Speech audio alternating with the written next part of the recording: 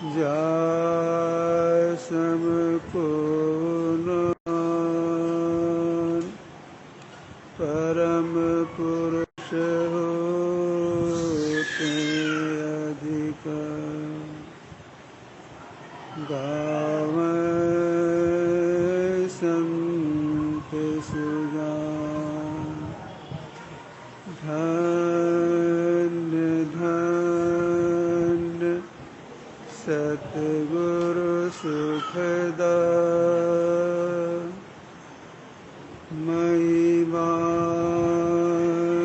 कही न जाय।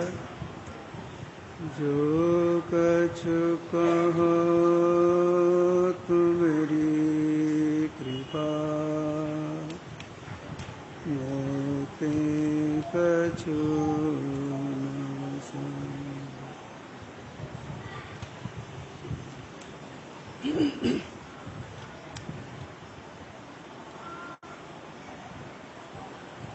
सम्माननीय साधु समाज,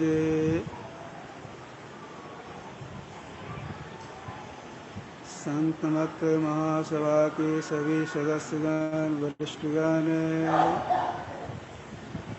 धर्म प्रेमी सज्जनों, माताओं एवं बहनों,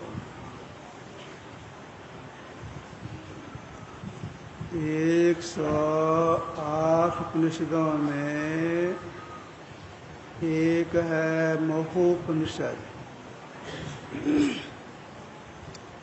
उसमें एक मंत्र आया है, विद्यते हृदय ग्रंथि छिद्यन्ते सर्व संशया क्षीयन्ति चाष्कर्मान् तस्मिन् दृष्टि पराभय।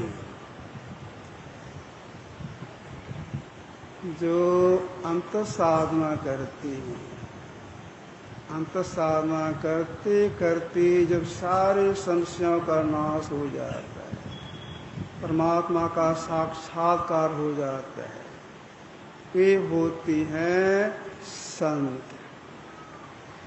संत में कोई संशय नहीं, वो कोई संशय नहीं। हम लोग रोज सिद्धांत में पाठ करते हैं, शांति स्थिरता व निश्चलता कहते हैं। शांति को जो प्राप्त कर लेते हैं वे संत कहलाते हैं। तो शांति स्वरूप सर्वेश्वर जानो है, शांति स्वरूप सर्वेश्वर जानो। शांति स्वरूप सर्वेश्वर है, इनका जो साक्षात्कार कर लेती हैं वे होते हैं संत।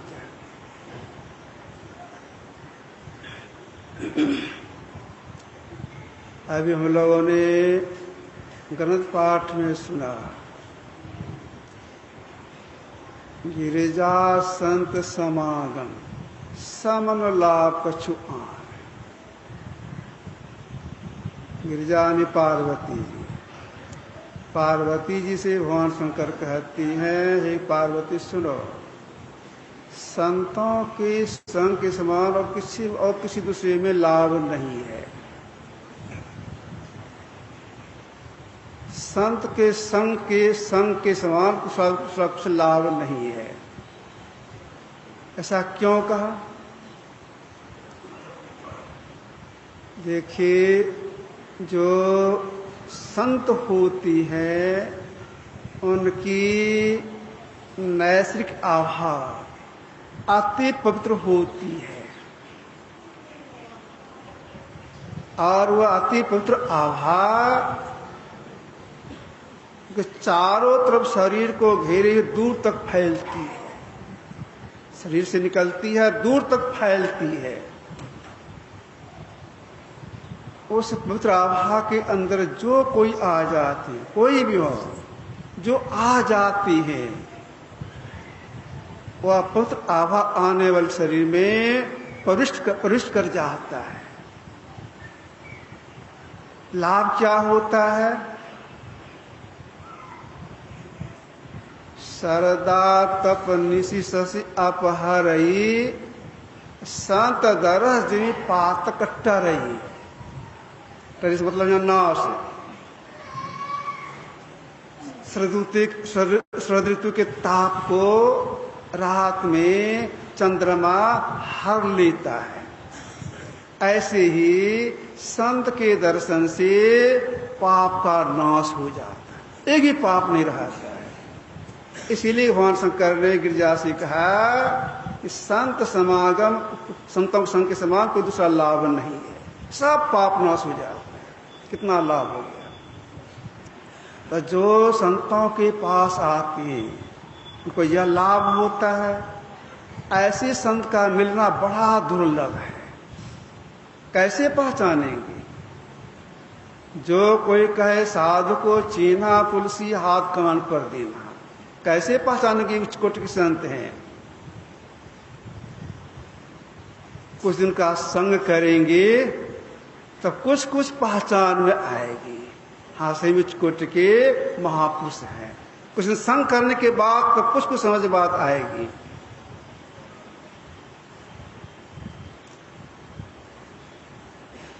कैसे समझ में बात आएगी? उनके कुछ लक्षण जान करके, लक्षण देख करके।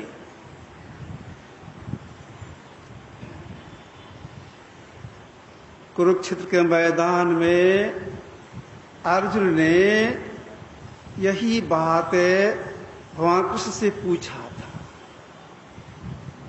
संत किस प्रकार बोलती हैं, किस प्रकार चलते हैं, किस प्रकार बैठते हैं, उनके क्या लक्षण है? वहां किसने बोलने पर तो कुछ नहीं कहा, लेकिन कि ये लक्षण बतलाए। क्या लक्षण बतलाए?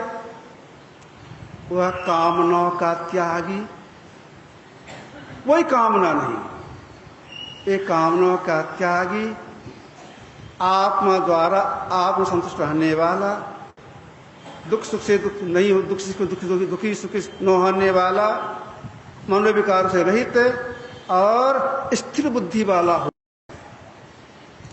जैसे कछुआ अपने अंगों को अपने खोखले में समेट लेता है, वैसे ही वे अपनी चेतन धाराओं को समेट लेता है। चेतन धाराओं के अंदर जो चेतन धार है उसका केंद्र, उस केंद्र समेट लेता है। ऐसे कुछ संत कहते हैं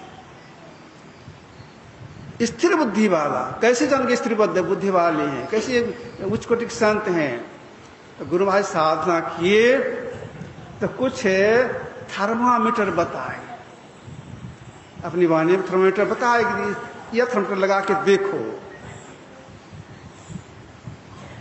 मुक्ति मार्ग जानते साधन करते नित्य, साधन करते नित्य सत्य जग में रहते, दिन दिन अधिक विराग प्रेम सत्संग सो करती, दृढ़ ज्ञान समझा बोध कुबुद्धि को हरती, संशय दूर बहा संत स्थिर करती, मैं ही ये गुण धर जोई गुरु सोई सचित, मुक्ति मार्ग जानते साधना करते नित्य। जो मुक्ति मार्ग जानते हैं, साधना भी करते हैं और गहन विषय को अच्छी तरह समझा भी देते हैं, अच्छे आश्रम में रहते हैं और सदा अपने व्रत भाव में रहते हैं, कोई आसक्ति नहीं, व्रत भाव में रहते हैं, तब समझ जाइए सही में उच्च कोटि के महापुरुष हैं। कोई आसक्ति उनके अंदर नहीं रहती है। एक बात मैं सुनाता हूं अपना। गुरु महाराज कुप्पा घाट में आश्रम विराजमान थे। उसमें व्यवस्थापक थे रामसुंदर बाबू। रात्रि कल सत्संग गुरुदेव के ब्राह्मदेव पर ही हुआ, होता ही था वहीं। संत सती गुरु विनती संतवाणी का पाठ, इसके बाद आरती। आरती के बाद व्यवस्थापक महोदय बोले गुरुदेव से, हजूर एक समाचार सुनाता हूं। कहिए। उन्होंने कहा, भागलपुर के एक मरवाड़ी सज्जन अमरजान हाट के एक अपने सत्संगी, उनका नाम नहीं बोलूंगा, उनका नाम लिए मकान को लेकर झगड़ा हो गया है। ये मरवाड़ी सज्जन उनका मकान जो सत्संगी वे दखल कर लिए हैं, छोड़ते नहीं हैं। वे मरवाड़ी सज्जन है, बच्चे के साथ रखिए, 4-5 आदमी के संग में यहाँ आश्रम आएंगे, कल आवे या परसों आवे, आकर के अनशन करेंगे। गुरुदेव बोले अनशन क्या होता है? जानते सब कुछ थे, फिर भी पूछे अनशन क्या होता है? कहा हजूर अनशन में एक आदमी खाना पीना छोड़ करके मरने के लिए बैठता है, और उनके साथी लोग शराब पीता है, अंडा खाता है, मांस खाता है। वो इसलिए करना चाहता है, वो सज्जन कहना है कि जो मेरा मकान दखल कर लिया है वो मेरी दास का चेला है, उन्हीं के आश्रम में हम ये अनशन करेंगे, उनके सामने में करेंगे। गुरुदेव सुन लिए, कुछ नहीं बोले, चुपचाप अपने कमरे में चले गए। प्रातःकाल पहले अपनी गाड़ी नहीं थी, दूसरी से गाड़ी आई, सब सामान लादा गया। अब गुरुदेव को सवेरे सवेरे अब यहां से प्रस्थान करेंगे। तो चलते समय गुरु महाराज जी बोली थी अपने बरामदे पर, सोने का मकान हो, अगर साधु को सत्संग करने में बाधा हो तो नहीं रहना चाहिए। यह कहकर के वहां चले गए मनिहारी। मनिहारी कुछ दिन रहे, अस्वस्थ हो गए, वहां चले गए पटना। लगभग 6 महीने पटने में रहे मोदी साहब के यहाँ, डॉक्टर मोदी के यहाँ। आना नहीं चाहते थे कुप्पा घाट। जब मिर्जान हाट के सत्संगी को सब बात मालूम हुआ, सबको मालूम हुआ, करीब करीब 10-12 आदमी पटना गए। किसी ने होरा विनती की, हजूर आपस सुलह कर लिए हैं, अब चला गया आश्रम, झगड़ा शांत हो गया है। तब गुरु महाराज जी कुप्पा घाट आए, 6 महीने के बाद आए। अब देखिए कोई आसक्ति नहीं। ये होते हैं संत, ये लक्षण है संत का। अति वृद्धावस्था में भी जबकि वो बैठ नहीं सकते थे, फिर भी बैठ करके ध्यान के समय में ध्यानाभ्यास करते थे। क्यों? दिखाते थे प्रेरणा देने के लिए, हम भी करते, तुम लोग करो। तो कुछ लक्षण मालूम हो जाता है, ये उच्च कोटि के महापुरुष हैं। अगर वैसे संत का दर्शन नहीं हो तो कहावत है, चिट्ठी आदि मुलाकात है। उनकी जो वाणी है, वाणी का संग करेंगे, आदि मुलाकात हो गई। जरूर उनके वाणी का पाठ करना चाहिए। जिनकी वाणी का पाठ करेंगे, ख्याल भीतर में यह आवे, तो ये सब हमारे सामने मौजूद हैं। गोरखनाथ की वाणी का पाठ कर रहे हैं, ख्याल के गोरखनाथ उनका फोटो देखे हैं, वे ऐसे हैं। कबीर साहब की वाणी का पाठ कर रहे हैं, कबीर साहब ऐसे हैं। गुरुवार की वाणी का पाठ कर गुरुवार ऐसे हैं। मतलब ये सामने में है, उनकी वाणी हम पढ़ रही हैं। ऐसा जो बना के रखते हैं, संतों का आदि मुलाकात हो, आदि आधार संग हो गया। यह रोज हम लोग करना चाहिए, इस तरह से अस्तित्व प्रार्थना करना चाहिए, संतवाणी पाठ करना चाहिए, और समय पर बैठ करके ध्यान जरूर करना चाहिए। जो समय पर ध्यानाभ्यास करते हैं, सत्संग करते हैं, उसके परिस्थिति का निर्माण होता है। एक बात और सुनाता हूं। गुरु महाराज जी थे मनिहारी में, नगोछा के उत्तर साइड में ढोलबज्जा बाजार है, छोटा बाजार है। वहां एक सत्संगी जिनका नाम था माधोदास,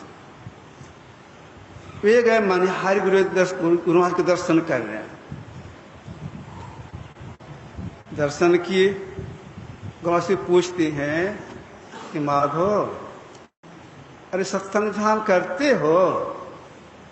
उन्होंने हाथ जोड़ते कहा, हजूर जितना करना उतना नहीं कर पाती। तो क्यों नहीं कर पाते हो? गुरुदेव बोले कि हजूर मैं बहुत गरीब हूं, घर में 8-10 व्यक्ति खाने वाले हैं, पूंजी में हमको एक घोड़ा है, घोड़ा को वहां घोड़े पर मैं आता हूँ मथुरापुर, जो कालवा के आसपास में है मथुरापुर। वहां से छुआ गुड़ खरीदता हूँ, नमक खरीदता हूँ, सस्ता में देता है। घोड़ा पर लादता हूँ, अब बाजार ढोल बाजार के चौक पर बैठ करके छुआ गुड़ और नमक बेचता हूँ। जो पैसा उसे बचता है पूंजी से, इस परिवार का भरण पोषण करता हूँ। यही मेरी जीविका है। यही करने में लगा रहता हूँ। जितना करना चाहिए सत्संग इतना तो नहीं कर पाता हूँ। फिर महाराज जी बोले, माधो सुनो, जो नियम पूर्वक सत्संग और ध्यान करती हैं, गरीब रहकर ध्यान सत्संग करती हैं, उनकी परिस्थिति का निर्माण होता है। यही बात बोलो। फिर सुना दो, माधो जो नियम पूर्वक सत्संग और ध्यान करती हैं, उनके परिस्थिति का निर्माण होता है। यह बात उनको लग गई। गुरुदेव को प्रणाम किए, अपना घर गए। गरीब रहते हुए, गुड़ नमक बेचते हुए, गरीब रहते हुए सत्संग ध्यान करने लग गए। लोगों ने तो कहा, अरे गरीब रहती है, समय पर सत्संग करता है, ध्यान करता है, अच्छे सत्संग ये बन गए। तो दुकानदारी नहीं करते या अच्छे सत्संग भी करती हैं, सत्संग भी करती हैं। विश्वास जमा लोगों को। एक सज्जन ने कहा, दास जी हम 10-15 दिन के लिए जा रहे हैं बाहर, मेरे पास में बस 15-20 बोरा मकई है। अभी यह भाव है, उसमें सस्ता मकई था, 12 रुपये में। सब आपके यहाँ भिजवा देते हैं, अपने पास आप रखिएगा, जब मांग हो तब बेच दीजिएगा, जब हम आएंगे हमको रुपया दे दीजिएगा। अभी जो दर है हम इसी दर में आपसे पैसा लेंगे, बेसी नहीं लेंगे। कहा ठीक है। 10-12 रुपया मन के हिसाब से दे दिए इनको। कुछ चले गए, 15-20 दिन के बाद आए, तब तक में मकई का भाव बढ़ गया, हो गया 18-20 रुपया मन। बेच दिए। जब वे सज्जन आए, स्वयं उनके पास रुपया देने के लिए 100 रुपया देने लगे। कहा नहीं, 12 रुपया समय था, उसी हिसाब से हम रुपया लेंगे, बाकी आपका। उनको दे दिए। इस तरह से उनकी पूंजी बढ़ने लग गई और थोड़े ही दिनों में ये बहुत अरबपति बन गए। अब देखिए परिस्थिति का निर्माण होता है। तो बाहर संसार में सुखी, भीतर में सुखी होना चाहते हैं, तो संतों का संग जरूर करना चाहिए, उनको वाणी का संग जरूर करना चाहिए। जो उनकी वाणी का संग करते हैं, प्रभाव पड़ता है, सत्संग करने की प्रेरणा मिलती है। तो हम लोग संतों की वाणी का पाठ जरूर करना चाहिए। यही आपकी संसार से रखा। बोलिए प्रेम से।